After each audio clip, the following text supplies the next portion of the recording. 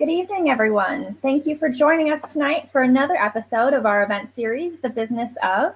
My name is Natalie Singer, and I work on the Alumni Relations team at the Wisconsin School of Business, and I am delighted to be hosting this event tonight. This is our fourth episode in this series, and where we feature alumni and friends of the school working in the business of your favorite things. And tonight's topic has definitely been one of the most requested. It comes as no surprise, but our Badgers love cheese. So we are really excited for tonight's speakers. And to dive right in, I'm going to introduce them now. So first we have Amy Yankee, who is the treasurer and corporate controller at Marathon Cheese. She has her bachelor's degree in accounting from the Wisconsin School of Business. So welcome, Amy. Thank you.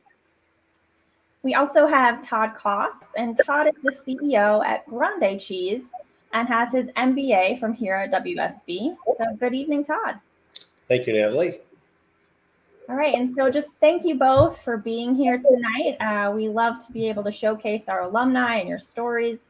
So we really appreciate you guys joining us. Glad to be here. This has been fun. Good.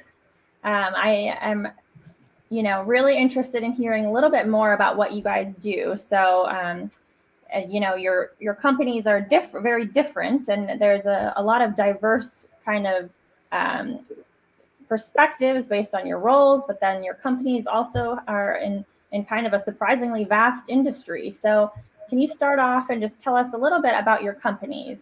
Amy, how about you and Marathon Cheese?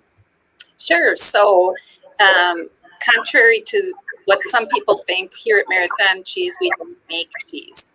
So cheese comes to us in solid form, typically 640-pound blocks. And we convert that cheese then into shred, chunk, slice, or snack size packages that are then distributed throughout the country and end up in the stores that most of us probably all shop at. We have 4 locations in the United States, 2 in Wisconsin, 1 in Mississippi, and 1 in Idaho. If you think about the geographics of our country, kind of strategically located to service the entire bandwidth there. Very interesting. And Todd, how about you over at Grande Cheese? So Grande Cheese, we've been in business since 1941, so we just celebrated our 80th year in business. We produce strictly Italian cheese, and overwhelmingly for the food service sector. We really don't have a retail presence. Our market origins, our first market that we ever had as a company was in New York. So if you ever go to the finest New York pizzerias, there's a very good chance they use our product. The East Coast in general is still by far our largest market, although we're nationwide in terms of sales. We sell a little bit of international, growing quickly, but still small. But while our sales force is nationwide, we sell nationwide, our operations are in Wisconsin. So we've got 7 different operating locations, all within the home state. That's awesome. I'm sure we have some New York Badgers on here tonight. So hopefully, they can have some of your cheese on their pizza tonight. All right. So kind of building off that question, we had a lot of questions from our audience members just about how your organizations differentiate from your competitors. There's obviously a lot of companies in the cheese industry, from really small to a lot larger. So how does your organization kind of stay relevant in the industry? I'll start off with you, Todd. Sure. We're very focused on our approach to the market. Again, one is we only make Italian cheese. So we could make many different kinds of cheeses, but that's our history and that's our heritage. The second piece is that we occupy strictly a premium place in the marketplace. We're kind of generally acknowledged as the premium cheese in Italian for food service. So we offer quality that, we like to say is a full step change different from what our competition offers. The other way we focus and differentiate is we are the advocate of the independent pizzeria and Italian casual dining. That's our focus area. So that means we refuse to do business with big chains. And we actually go to the extent of, rather than just selling our cheese through wholesalers and they handle selling to the restaurants, we sell it to the wholesalers, but our national sales force actually maintains relationships with the restaurants that use our product, which is pretty unique among manufacturing. So those are a number of the ways we differentiate. I guess finally, the last thing is we also actually offer direct marketing and other services to those independent restaurants to help them compete against the big chains. Oh, that's really interesting, and an important thing to do too. So thanks, Todd. How about you, Amy? I would say how we kind of view ourselves as standout would be in innovation, our ability to drive innovation and get things from inception to commercialization. We have great teams here in engineering and quality that we think really stand apart from our competitors. We tell our customers that our product quality really exceeds what the brands are doing in the industry, and our customers have never told us that we've been wrong. So, and we do all that with great service and competitive prices. That's awesome and very insightful. When I started, planning for this event, I thought of cheese making in a very narrow focus. And I think that there's so many different areas of the cheese industry. So it's interesting to have both of your perspectives on here tonight. So pivoting a bit, we had a ton of questions come in from our audience members who registered for this event. I'm sure we'll get more questions in the chat as well tonight. But one of the questions that came up quite a bit was around the trends in the cheese market right now. So going to the grocery store, it seems like there's an ever expanding amount of options. So what do you both see as the biggest trends in the industry right now? We'll start with you, Amy. Sure. For us, we are seeing an uptick in plant-based products. We do think it has limited appeal, so it obviously isn't a huge percentage of our business, but there's some trends that way to accommodate the consumer. On the deli side, the grab and go is becoming very popular. So we're doing some innovation around that with products and equipment here, mostly in our Marathon City facility. That's interesting, definitely. How about you, Todd? Yeah, I agree with Amy about the plant-based. It's really starting to make more of an appearance. Still kind of early to tell. Mm-hmm. With all due reference, respect to plant-based, when you taste it, it just doesn't. It tastes very, very different from traditional milk-based cheese. The other thing is organic seems to have had its run. Mm-hmm. I think the consumers got a little bit jaded based on some of when they found out, well, what are they really doing to get themselves to be called organic? And there's some gray area there, and I think the consumer's just a bit jaded with that. Although I do believe natural, the thought of being a natural product is still a big deal. Clean labels, on products continues to gain in importance. Fresh, wholesome, natural products. The other thing I think I see is because of the pandemic, a lot more people, of course, ate at home. A lot more than they ever had before, probably in their lives. And it appears there's a little bit of stickiness with that people are choosing to eat at home maybe a little more. To Amy's point, the grab and go stuff that you can get even in retail seems to be continuing to be growing. Thankfully for us, there are still plenty of people that want to go eat great pizza at a pizzerias. Mm-hmm.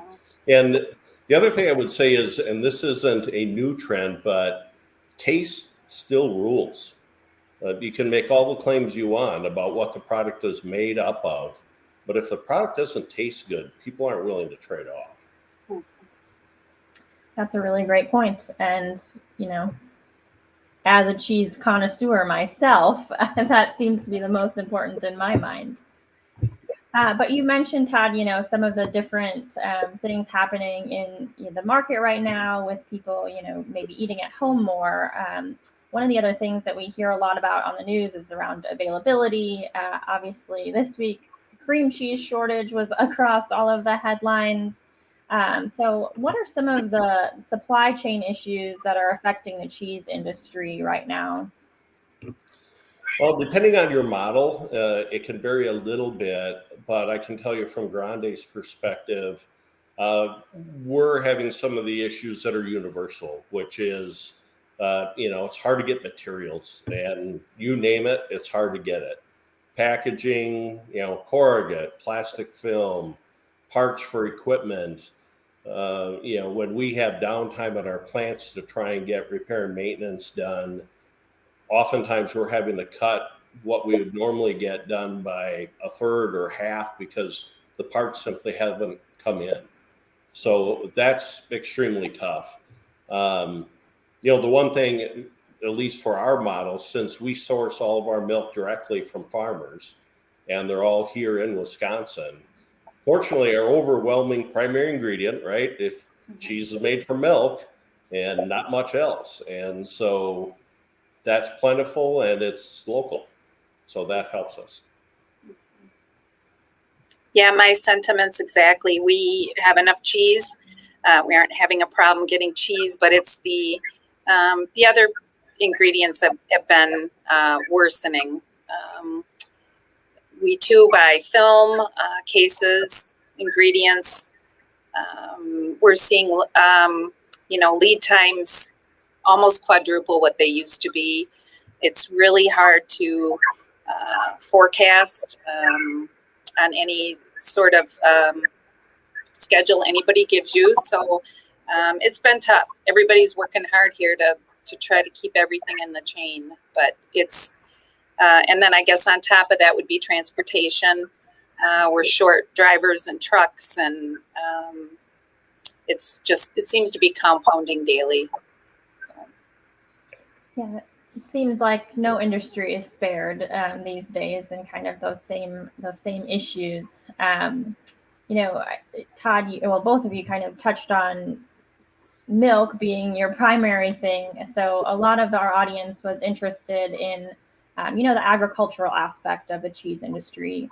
Being from Wisconsin myself, coming from dairy farmers in the state, there's a lot of changes that have happened in the last couple of years that we hear about in the farming world. So it sounds like there is enough cheese, but anything else kind of on that dairy front that you would say is affecting cheese making right now? Todd, how about you? Sure. I'll speak directly to farming since we deal with farmers for our milk supply. In Wisconsin, aggregate milk production has really reversed itself in the last 10 years. Over the 20 to 25 years prior to that, frankly, we were concerned whether there would be enough of a milk supply in the state because milk, the gross amount of milk that was produced was declining, and it was a 20 to 25 year trend. But about 10 years ago, some things changed. The state brought in some standardized siting regulations and made it easier for progressive farms to expand without dealing with an entire patchwork of local regulations. That helped a lot. And we also saw, some farmers from even out of state or those in state realizing, we have certain advantage like good water supply, good forage, good growing seasons. And so we really saw kind of a renaissance in the last 10 years where a lot of the progressive operators in Wisconsin have been expanding and kind of changing the landscape a little bit for that milk supply. And it's been gratifying to see because we're still growing in Wisconsin. 2021 is going to be another healthy year for the growth in the milk supply, which obviously we're very happy to see. The other thing probably is milk is more mobile than it used to be. much more than it was, for the majority of the history of dairy. And so a lot of milk is crossing multiple state lines to the best market. So, the farmers in Wisconsin aren't just competing with other farmers down the road. They're competing with farmers in Michigan and Indiana and Illinois and the Dakotas and Minnesota, all around and further away. And so, we've been really happy to see how well a lot of our producers are doing that. Well, that's interesting. Is that mainly just technological, like cooling changes that are allowing kind of that difference? A number of things. One is certainly a focus on genetics and being very productive on a per cow basis. The other thing is being very scientific in what we call TMRs, total mixed rations. So very, very careful in providing the very best mix of nutrition for the cows. Cow comfort, when cows are well fed, they're clean, they're warm, they're not too cold, they're comfortable, they produce well. And so, farmers, the good farmers really take a lot of care in producing and taking care of their cows. And then finally, also just environmental. A lot of our very progressive and innovative farmers have put in, anaerobic digesters to treat the manure stream. They actually turn it into green energy and electricity. And so a lot of good things there. That's great. Definitely great to hear Wisconsin industry, doing well for sure. Anything to add, Amy? No, I totally, Todd's got that one. He nailed it.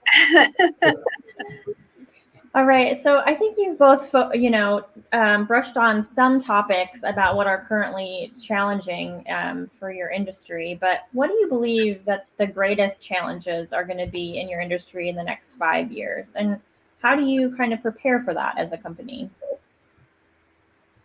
Start with you, Amy. I think our number one challenge is going to be labor. We run a 24-hour-a-day operation here.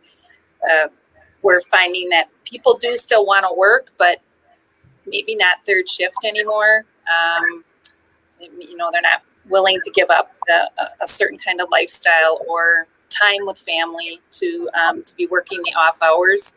So we're going to have to do some work around that and look at some different models for the amount of work and the shift length. That'll take some time. And I do still think supply chain is going to be an issue for a while. We lost a huge portion of our food service business during the pandemic. And fortunately, it was kind of made up with retail volume.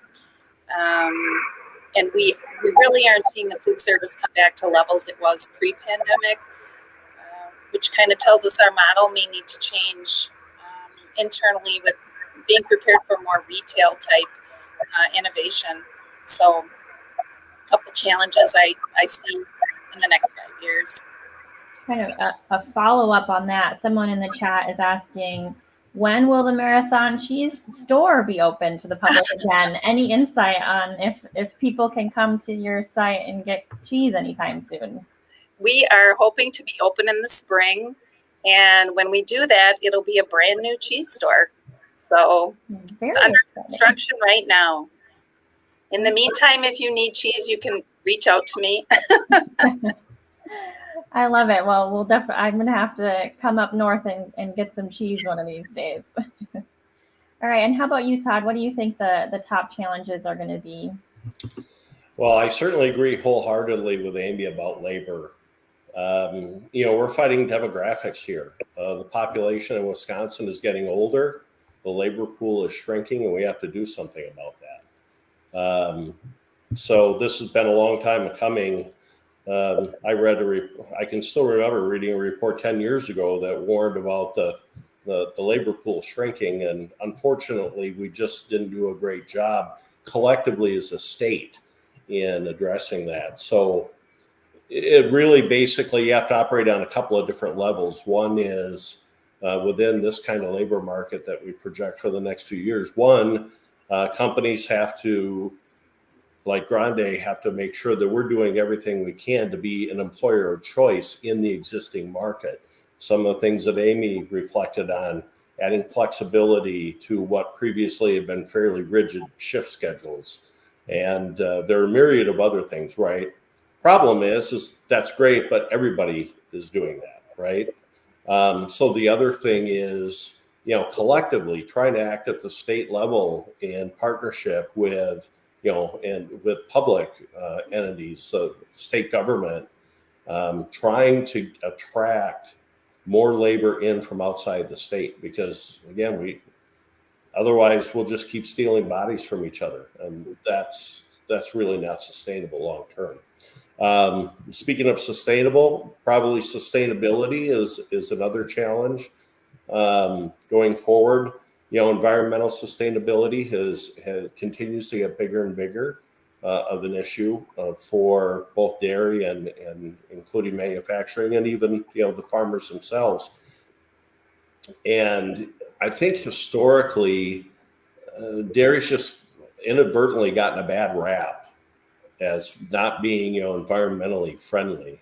And I don't think that's really deserved. I think there's a lot of good ways in which dairy is a very sustainable and very wholesome way of providing good nutrition for the population. So one, we have to get better at telling our story. And two, we have to continue to embrace a lot of really good industry sustainability initiatives that are going on. I know you talked about that another aspect of your company is related to, helping people market and that kind of thing. Is it specifically, helping to tell that story about dairy, or what does your company really focus on in that area? Some of it is more broad when you try to help, tell the industry story. Some of that is true, and then others it's more unique, right? We actually like to help the operators tell their own story of differentiation, because these restaurant owners are working their fingers to the bone to again compete in a very tough market, and many of them are differentiating themselves on the quality of the products they serve. And so we try to help them tell that story by advocating for them, and indirectly it helps us tell our quality story as well. Very interesting. We got another question from the audience. Amy, for at Marathon, are you buying your cheese all from Wisconsin that you're packaging and distributing, or is it kind of more of a broader scale than that? Good question. We buy from all over. So we try to look at where the cheese will be going, which one of our 4 plants, and be strategic about where we get the cheese, obviously for the cost of freight and transportation there. We do buy quite a bit of cheese in Wisconsin, but it can be Midwest, Texas and New Mexico, the Northwest. It's not all Wisconsin, but if our labels say it's Wisconsin cheese, then it's Wisconsin cheese. It's great to know. And, I think that we all have a soft spot for Wisconsin cheese, but right. It sounds like it's a pretty big industry in the whole country. So, yes. Another question for you, Todd, around technology. So I know we've talked about you're focused on Italian cheese. Some of the cheeses we've talked about are, more of an artisan sounding thing that maybe is harder to produce at a large scale. So in terms of technology and what is your company doing in that space? Are there a lot of changes in the production side of things for new innovation? Sure. Yeah, we're always, like any manufacturer, we're always trying to innovate. And as a company grows, and we've grown quite a bit in the last few years, it really challenges your dedication to your business model.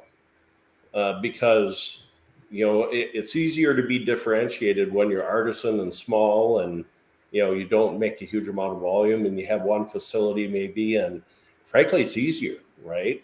When you get to a certain scale and you have to operate in that way, you have to challenge yourself to be true to your model, and ours is we completely honor traditional Italian cheese making methods.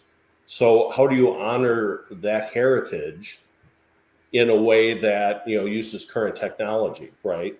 And that's the key. And so we jokingly say that we use technology to help Mother Nature do her work, not replace her.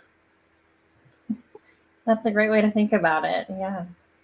We have another question from the audience. This one is from Byron. Have any consumer direct, or how have consumer direct kind of companies like HelloFresh, Blue Apron, Green Chef, has that changed your business at all? Do you see any, less demand or supply in any way based on those kinds of products emerging? Here at Marathon Cheese, I would say that hasn't had a great influence on our volumes here.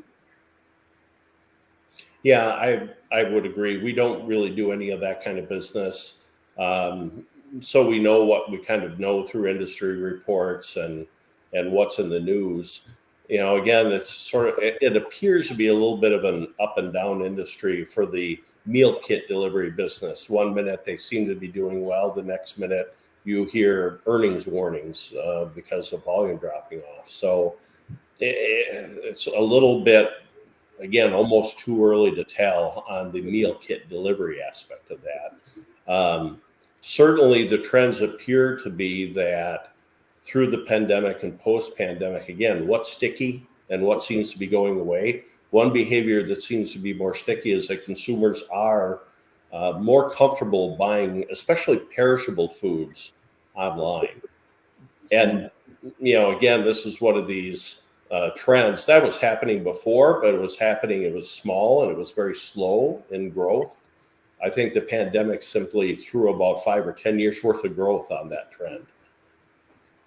Yeah, that is interesting. I look at my own consumer behavior, and I definitely have never ordered cheese online until the pandemic, and now I pick up my groceries and don't even enter the store. So that's very interesting. Mm-hmm. Kind of talking about your companies a little bit more. I know, Todd, you're kind of direct to restaurants. Amy, wondering about how your company does branding. So is everything under the Marathon Cheese brand name, or are you doing some things for other brands, and how is that marketed? Yes, so we are a co-packager. All of our product has someone else's name on it, other than in our retail store, where we put a Marathon Cheese label on it, and that stays local here, almost right to this area. So, but yeah, we're doing work for companies that everybody on this call has heard of, and we're a little bit unique that some of them are our customers and also our competitors. So it's kind of a unique place to be.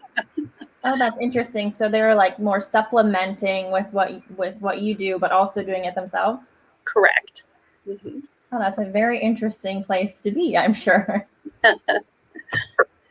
It can cause some challenges. Yeah, I bet, because you've got to balance a whole lot of things there, I'm sure. Right. All right. Well, this is my favorite question for the night. So, I think I'm dying to know, what is your all-time favorite cheese, you as an individual? How about you, Amy? I like it all, but I will, for you, narrow it to one. I'd have to say Parmesan. A great option for Hey, sure. good choice. Especially with Todd here and our Italian cheese expert. And for me, I hope most people have heard of it. For me, it would be Burrata. Burrata is, for those that don't know, it's sort of a hollow, fresh mozzarella shell. and it's filled with cream and shreds of fresh mozzarella. It's really taken off probably in the last, I'd say 4 or 5 years in popularity. You see it a lot more than you used to in the store and in restaurants. But yeah, good burrata is like a gift from heaven. That sounds delicious. I have to say, as a Wisconsin girl, my favorite is cheddar. Probably a nice aged cheddar, but that would be my favorite. So I think we're about ready to wrap up and all go have our own cheese snack here. But I do want to thank you both for being on tonight. I know we had a lot of audience members excited about this event. So thank you for sharing your perspectives. We're really excited to hear about your careers, and just thank you for joining us. Thank you. Thank you. Thanks for having us. It's our pleasure. Yeah. Go Badgers. Go Badgers. You bet. All right, and thank you everyone for watching tonight. We're glad you tuned in and hope you enjoyed yourselves. And if you would, we're going to be dropping a link to our survey in the chat. You'll also get an email if you've registered for the event to give us a little bit of your feedback. So we hope you do that. This is our last alumni event for this year, but I do hope that you mark your calendars for our upcoming webinar on professional goal setting on January 13th. You can watch your email for more information on that. And with that, I'd like to wish you all a wonderful rest of 2021. Have a wonderful evening, and on Wisconsin.